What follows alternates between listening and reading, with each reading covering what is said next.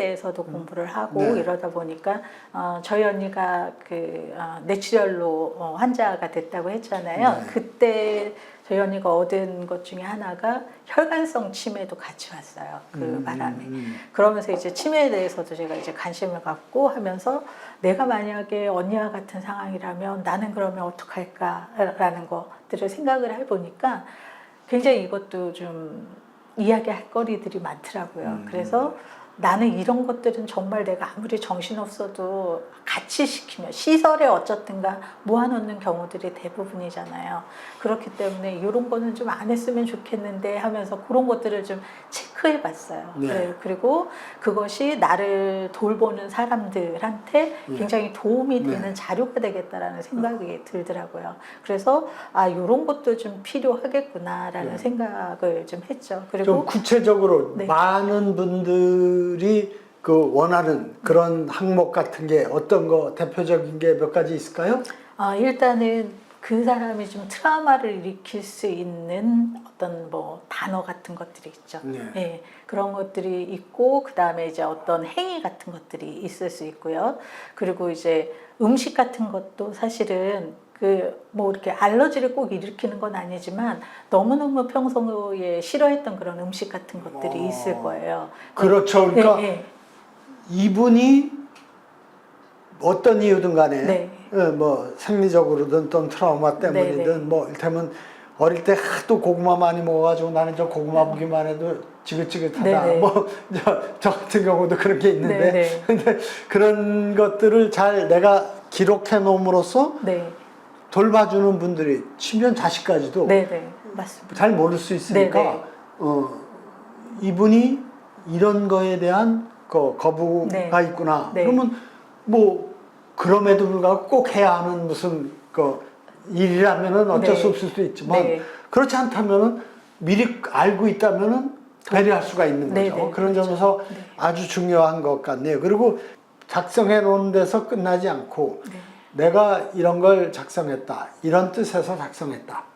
그리고 그런 점에서 이게 이런 상황이 닥쳤을 때 내 뜻이니까 내 뜻이 존중되도록 네. 미리 좀 신경을 써줘라. 이렇게 특히 가족들, 네. 부부간에 또는 자식들에게 충분히 얘기를 하고 이해하고 공감하는 과정을 만드는 게 더 중요할 것 같아요. 굉장히 네. 중요합니다.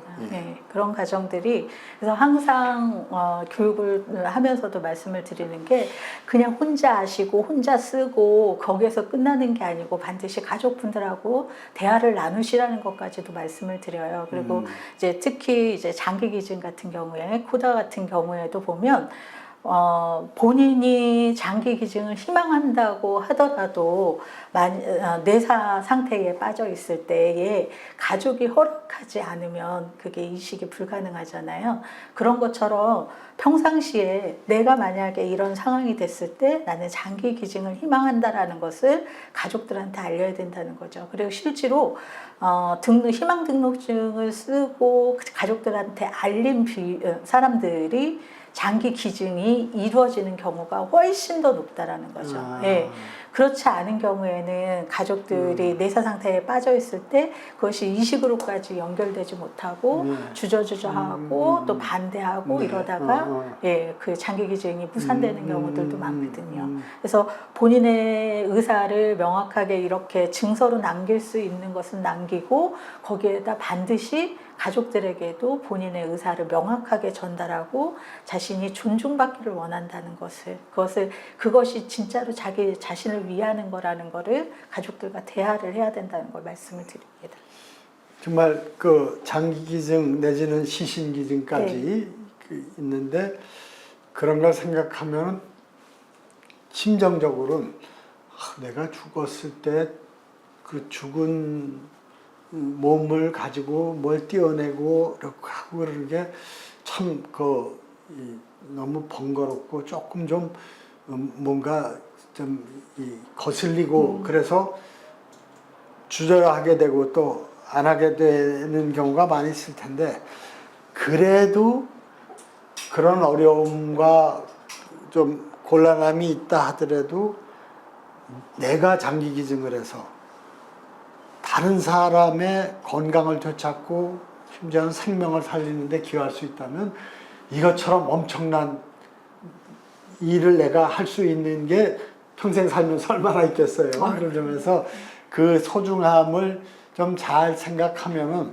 이 장기 기증에 대해서는 좀 더 긍정적인 분위기를 좀 우리 사회가 만들 수 있지 않을까 싶은데, 이 장기 기증에 대한 그러니까 강의 명칭이 생명 나눔이네요. 네. 이거에 대한 강의는 주로 어떤 데서 하시나요? 주로 이제 중고등학교에서 예, 그 아주 좋은 제도인 것 같고, 그 중고등학교가 이거를 좀 이 필요성을 알고 적극적으로 그런 교육 기회를 많이 만들어 주나요? 네, 보통 지금 작년 같은 경우에도 굉장히 좀 요구가 많았고요. 요청이 많았고, 그런데 이제 저희가 이제 기증원 자체에서 정해져 있는 예산이라든지 강사 배분의 문제 이런 것들 때문에 오히려 들어오는 강의 요청을 다 하지 못한 그런 상황에 있어요. 그래요? 네. 예. 그래서 좀 지속적으로 이것은 좀 특히 이제 중고등학교 같은 경우에는 저희가 생명 나눔과 생명 존중으로 나누는데 생명 존중이 이제 자살 예방이 좀 포함이 되어 있거든요. 그래서 거기에 대해서 좀 더 포커스를 맞춰서 강의를 좀 해달라는 그런 요청들도 있고요. 네. 그래서 계속 해마다 요청하는 학교들이 늘고 있어요. 예. 네. 말씀 듣다 보니까 생명 나눔 교육에 자연스럽게 포함되는 게 생명 존중 네. 사상을 넣는 거. 그래서 자살 예방 효과도 있는 거고. 그리고 이런 것들이 다 합쳐서 죽음에 대한 올바른 이해를 할 수 있는 교육. 네.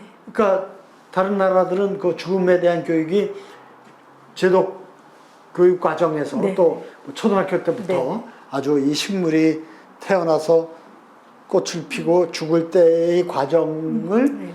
인생과 비교해서 생각해 보게 하고, 그래서 죽음이라는 것이 어떤 것인가를 자연스럽게 이야기하고 그런 것들이 있다는데, 좀 더 넓고 포괄적으로 생명 나눔, 생명 존중, 또 죽음에 대한 이해, 이런 것들이 좀 더 통합적으로 체계적으로 잘 이런 교육을 통해서 전달될 수 있으면 좋겠네요. 네. 이런 것들을 우리 그러니까 현재 지원하고 하는 데가 한국 장기조직기증원의 네. 사업으로 될 텐데, 네. 그 사업도 더 활발하게 하면서 또 한편으로는 지금 말씀한 것처럼 생명 나눔 강의에 생명 존중과 또 죽음에 대한 네. 죽음을 어떻게 받아들여야 된다, 네. 이런 것도 좀 같이 얘기하면 훨씬 교육 효과가 크고 교육받는 사람 입장에서도 도움이 될 것 같은데, 그런 방향으로 좀 더 발전시키는 것도 생각을 해봐야 되겠네요. 네. 그리고 이 장례에 대해서 그 관심들이 많다 그러는데, 사전 장례 의향서도 현재까지는 임의로 작성하는 거예요. 근데 아마 정부가 발표한 거 보면은 그 장기 기증이나 이 사전 연명의 의향서처럼 장례에 대해서 내 뜻을 내가 결정을 해 놓은 거를 국가가 관리해주고 또 존중되도록 그렇게 좀 업그레이드 시킨다 그럴까? 국가 관리제를 도입하겠다는 방침을 들었어요. 근데 장례에 대해서 왜들 관심이 많고 주로 어떤 데 관심들이 많아서 그 강의 때 토론이 이루어지나요? 네, 주로 이제 실질적으로 비용에 대해서 좀 관심이 많으세요. 그래서 어르신들도 어떤 생각을 하고 계시냐면 장례가 너무나 이제 상업화되어 있다라는 거. 예, 그래서 흔히 이제 뭐 수의라든지 관이라든지 이런 데에 바가지 요금이라고 하죠. 이런 것들이 들어갈까봐 그런 거에 대한 걱정 같은 것들이 있으시거든요. 그러면 이제 알려드리죠. 그래서 대부분이 지금 화장을 하고 있는 상황이고, 그러다 보니 뭐 관 같은 경우에도 요즘 이제 종이관 같은 것들이 잘 나와 있고 10만 원대에, 그래서 그런 사례들을 실질적으로 보여드려요. 사진 PPT를 통해서. 그런 것들, 그리고 수의라고 해서 굳이 우리가 이제 삼배를 입을 필요는 없다라는 거. 그래서 본인이 아끼는 옷 중에 이렇게 면소재나 이런 것들을 해서 일상복 중에서도 가능하고, 그리고 이거 역시도 이제 종이로 되는 수의도 있고 하다 보니까 이런 것들. 그리고 때로는 어떤 분들은 바느질 솜씨가 좋으신 분들은 본인의 수의를 그냥 평상복처럼 예쁘게 만들어서 본인이 입으시겠다는 그런 분들도 계세요. 그리고 뭐 장례를 치를 때 그러니까 어떤 분들을 초대하고 싶고 그리고 음식은 어떻게 하라는 거 그리고 뭐 이렇게 사무제는 지내지 말라는 거 뭐 이런 식으로 해서 본인의 장래에 대한 것들을 이렇게 내놓으시는 분들이 많으세요. 그래서 서운하니 첫 제사만 치러주고 그 다음부터는 제사 지내지 않아도 된다서부터 시작해서 그래서 그렇게 본인이 돌아가시고 난 이후에 자손들이 본인을 위해서 무엇을 해줘야 될지를 좀 구체적으로 하시는 분들이 계세요. 그래서 어떤 분들은 또 나는 그 흰 꽃만 있는 거 너무 싫다 좀 알록달록하게 해달라 이렇게 하시는 분들도 계시고 그러니까 그런 소망 우리가 지금 현재 장례식장에서 장례 과정에서 이루어지고 있는 그런 물품 하나하나서부터 그 행해지는 그런 과정 이런 것들에 대한 것들을 자신이 원하는 대로 이제 디자인을 해보는 거죠. 예. 그럼요. 정말 저도 그런 생각을 해봤어요. 흔히 흰 꽃 국화로 네. 제단을 장식하지 않습니까? 근데 꼭 그럴 일이 있는지, 네. 이를테면 내가 장미를 좋아하면 그 아름답고 화려한 장미로 제단을 장식할 수도 그렇죠. 있겠죠. 네. 돈이 좀 더 들지 어쩐지 네. 잘 모르겠는데. 그리고 그러니까 이를테면 영정사진도 네. 그 영정사진을 준비하는 거에 대해서 많은 분들이 큰 거부감이 없는 것 같아요. 네. 근데 내가 사랑했던 분들, 가까운 분들하고 마지막으로 고별을 하는, 이별을 하는데 가장 내가 보여주고 싶은 좋은 모습을 보여주는 게 네. 당연한 일 아니겠어요? 네, 맞습니다. 그걸 왜 자식 손에 맡겨가지고 네. 또 준비를 안 해놔서 그냥 어렵게 이것저것 갖다가 마음에 안 드는 거를 하게 하겠어요? 그러니까 미리 준비하는 게 참 중요한 네, 것 네. 같아요. 그리고 지금 관이나 수의 문제도 내가 결정하면 자녀들이 그 문제 가지고 고민들 하거나 네. 또는 심지어 다투기도 하잖아요. 네. 뭐 어머니 마지막 가시는 길인데 오빠는 돈 따지냐 뭐 네. 이런 건 하면 아주 모양이 나빠지거든요. 네, 네. 어머니 뜻이 그렇다, 아버지 뜻이 그렇다. 그러면은 그건 다 존중해야 네. 된다고 생각하니까 네. 그런 문제가 없죠. 그리고 말씀하신 것처럼 저는 특히 수의는 꼭 전통적인 배로 할 거가 아니지 않는가. 네. 그리고 어쨌든 수의를 입히고 염을 해놓으면 굉장히 낯설고 어린 손주들이 보면 아주 좀 무서울 것 같아요. 네. 그러니까 우리는 잘 보여주는 관습이 없죠. 네. 그래서 저는 평소에 내가 즐겨 입던 좋아하던 옷을 입고 마지막 가까운 분들 사랑하는 사람들과 가족들과 작별하는 게 훨씬 더 친숙하고 그 이별의 정을 더 돈독하게 해줄 수 있지 않을까 그런 생각도 해보게 됩니다. 예. 그래서 지금 그 강의를 다니실 때 저는 항상 좀 안타깝게 생각하고 있는 게 연명의료에 대해서 따로 하고 장례 문화 개선에 대해서 따로 하고 유언장에 대해서 따로 하지 않고 이걸 다 묶어서 같이 잘 연관지어서 얘기하면 훨씬 더 효과가 있겠다. 그리고 충분히 그럴 수 있는 게 이 모든 거에 적용되는 원리가 자기 결정권의 인식과 실천이거든요. 네, 네. 맞습니다. 내 재산 문제는 내가 결정해야지. 네. 내 장례 절차, 내 빈소의 영정 사진도 기왕이면 내가 제일 네. 보여주고 싶은 사진으로 하는 게 얼마나 좋습니까? 중요합니까?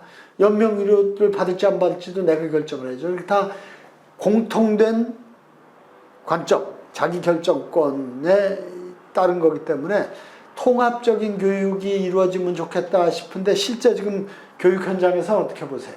실제로도 그렇게 이루어지고 있어요. 네, 보통 네. 보면 이제 저희가 강의 나가는 곳 중에서 강의하는 대상자 중에 사회복지사들을 대상으로 교육을 하는 경우가 있어요. 그래서 이분들한테 이제 조금 준비 교육이 어르신들에게 왜 필요한지서부터 시작해서 어떤 항목들이 들어가면 좋은지까지를 다 교육을 시켜드려요.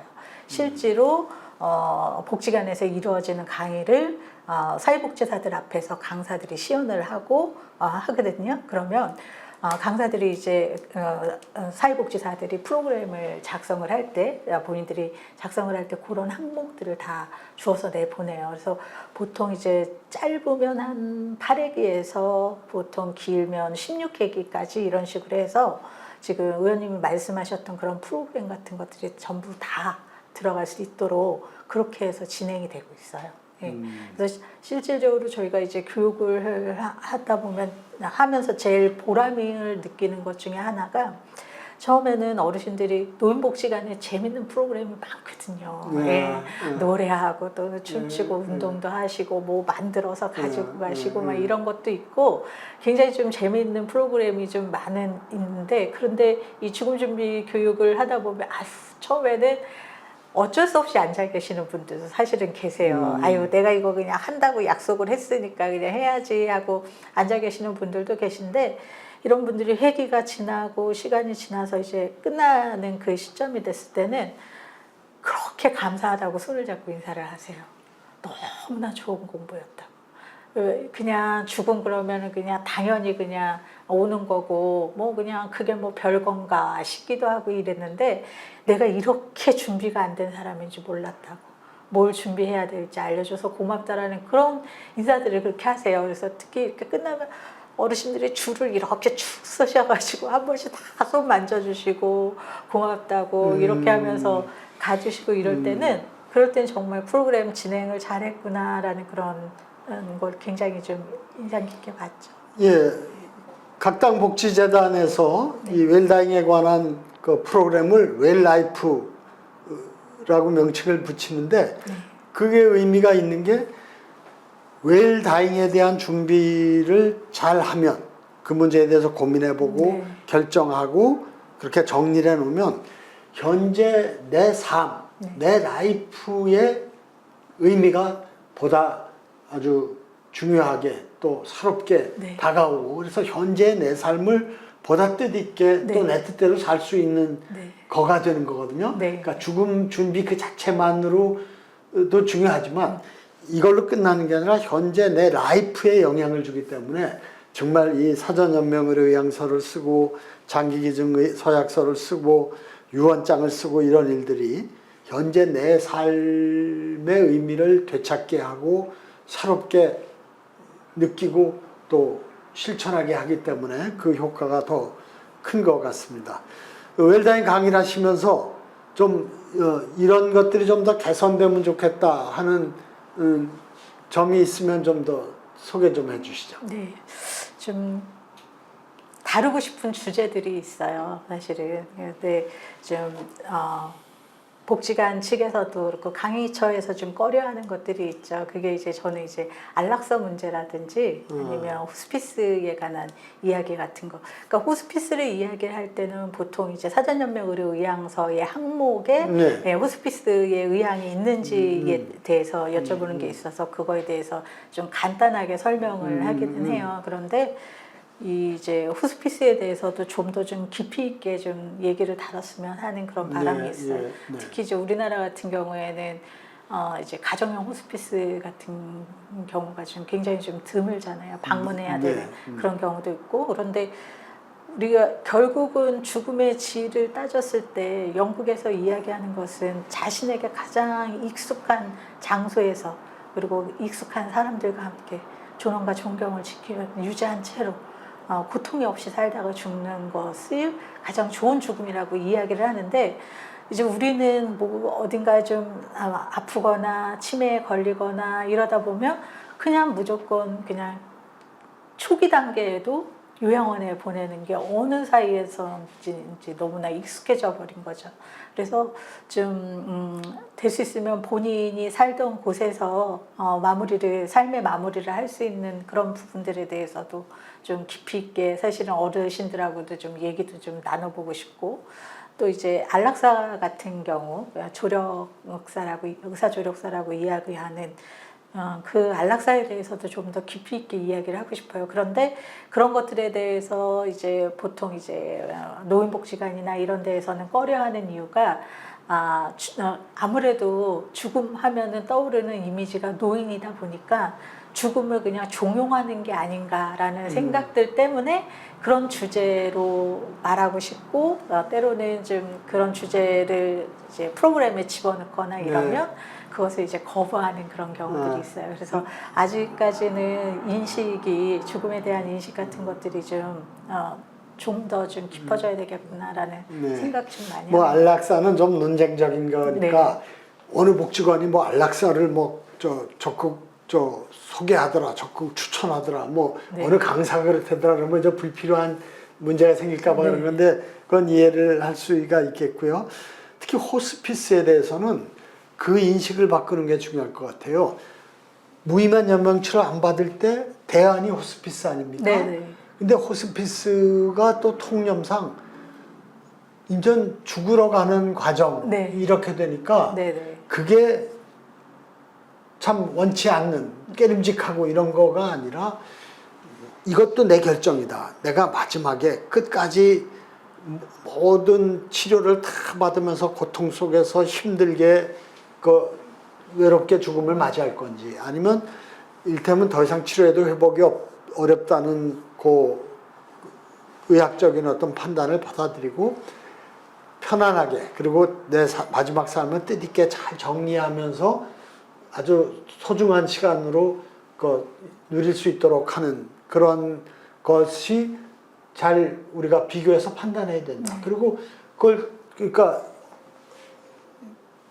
내가 결정을 해서 끝까지 치료받다가 그냥 중환자실에서 응급실에서 죽을 것인지 아니면 보다 안정되고 좋은 돌봄을 받고 고통을 줄이는데 주력하는 호스피스 치료를 받고 편안하게 죽음을 준비할 건지 잘 미리 생각해 보는 게 중요하다는 점이 좀 강조돼야 될 것이 아닌가 그런 생각이 듭니다. 네, 실제로도 호스피스 하면 뭐가 떠오르세요? 라고 질문을 드리면 거기 죽으러 가는데 아니에요 라는 게 첫 마디예요. 네. 그래서 물론 죽으러 가는 곳이라는 말이 일면은 맞는 말이기도 하지만 어떻게 죽느냐가 가장 중요한데 내가 극심한 고통을 겪고 있을 때 그것을 통증을 줄여주면서 편안하게 돌아가실 수 있도록 돕는 곳이라는 것을 말씀을 드리거든요. 그래서 그렇게 말씀을 드리면 또 호스피스 의향이 있다라고 또 체크하시고 이런 분들이 있어요. 그래서 그런 것도 좀 깊이 있게 좀 다뤄야 되는 부분이 아닐까 싶어요. 마지막으로 웰다잉 강의를 하시면서 좀 더 앞으로 어느 쪽에 좀 주력하겠다 하는 뭐 구상이 있으면 좀 얘기해 주시죠. 제가 웰다잉 공부를 하면서 느끼는 건데 웰다잉 공부가 그냥 이렇게 공부를 했다고 해서 끝나는 게 아니고 세상이 변하는 것만큼 새로운 것들이 계속 나오잖아요. 문화 같은 것들이 바뀌고 그러다 보니까 끊임없이 그냥 공부하고 자료 찾고 그리고 그것을 좀 더 좀 쉽고 편하게 좀 이해할 수 있도록 어떻게 어르신들이나 대상자들에게 전달을 해야 될지에 대한 연구를 지속하는 게 제 몫인 것 같습니다. 네, 좀 기존의 교육의 내용이나 방식을 좀 더 발전시키는데 우리 홍보옥 선생님이 명강사로서 아주 좀 앞으로 하실 역할이 클 것 같습니다. 많이 기대하고 응원하겠습니다. 네, 감사합니다. 고맙습니다. 고맙습니다.